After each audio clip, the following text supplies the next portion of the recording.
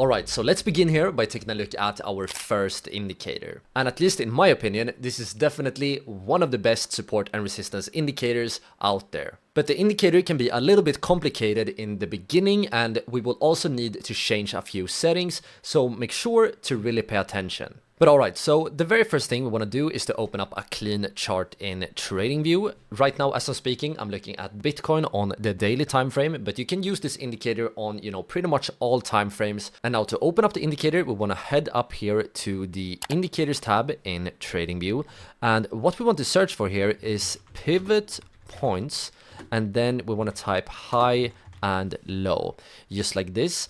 And as you guys can see, we have multiple different pivot points, high and low indicators to use between. But the one I prefer, and this one is, often the most straightforward one, is this one at the top, simply called pivot points, high and low. So let's open this one up.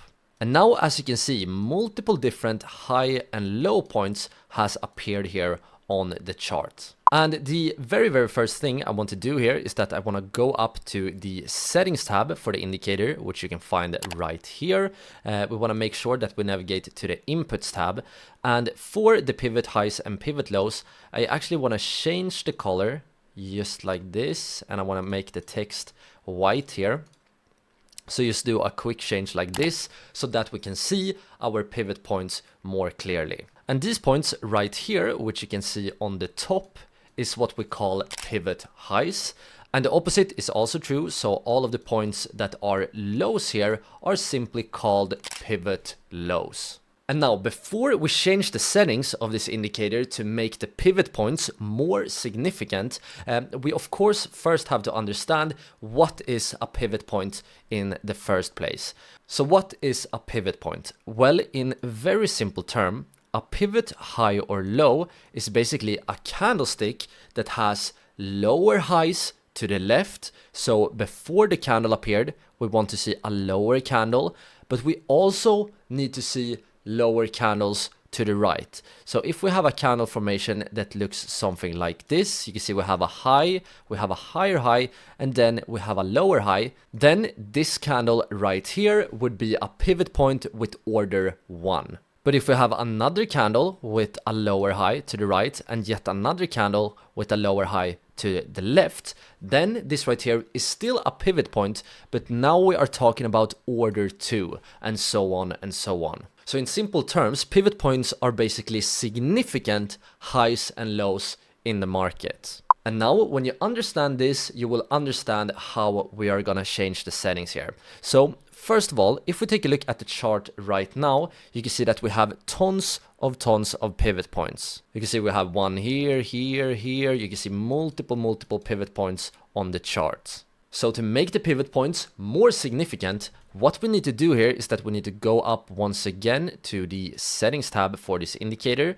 And you once again want to make sure that you are on the inputs tab. And now I want you guys to pay attention to this pivot high and pivot low, because these right here are the settings we can change to make the pivot points more significant. But first of all, if you, for example, change all of these settings to 5, this basically means that in order to have a pivot point, we need to have 5 candles to the right and 5 candles to the left. So if you, for example, change to 5 here, you can see that we have tons of pivot points on the chart. And when we have this many pivot points, the actual points are not significant. So this is not very useful. What I like to do here, let's actually go up to the settings tab once again. What I like to do is instead increase the length of the pivot points.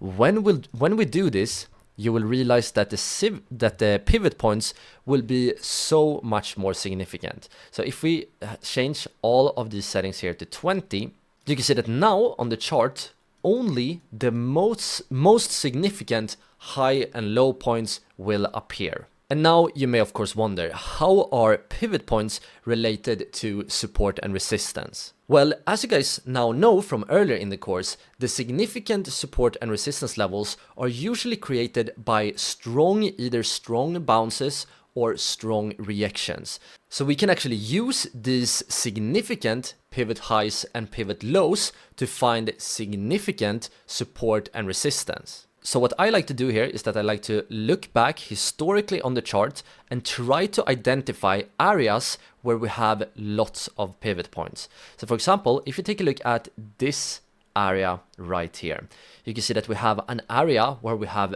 both multiple pivot lows and multiple pivot highs. When we have so many significant pivot highs and pivot lows at the same area, that means that it's likely that this is a, very significant level. So these levels I really like to mark up on my chart, and as you guys know, we like to use the rectangle tool here, and then we draw out the support and resistance. I try to draw out the support and resistance to include all of the pivot points. So as you can see, the support slash resistance would have looked something like this. And as you guys can see, this right here was an amazing support and resistance area. We saw multiple bounces both as support, and we saw multiple reactions as resistance as well. And we can actually use our replay tool here. So let's just imagine that the chart was right here. You can once again see that even before the sort of upcoming bounces came, we already knew that this was likely to be a significant level. Why? Well, because we had not only one touch, two touches, but three significant touches at this area. And let's see here if this indicator finds any other significant levels. Well, we look up a bit here, and once again we can see that we have multiple significant pivot lows around this area, and we had a pivot high right here, and once again some pivot highs right here. So this make it likely that this right here is yet another significant level. So what we do here, we try to draw some sort of resistance level to include all of these points. It will be a pretty broad one, but we want to include as many as possible, so something like this. So this area right here is actually, it's likely that we're talking about a significant area. And if we look a bit more to the right here, we can actually see that it was when Bitcoin finally managed to push above this area. This right here was actually the beginning of a massive uptrend. This video was just a short clip from our full support and resistance trading course. To watch the full course, simply click or tap on the screen right here. I hope to see you guys over there, but for now, take care. Ciao, ciao.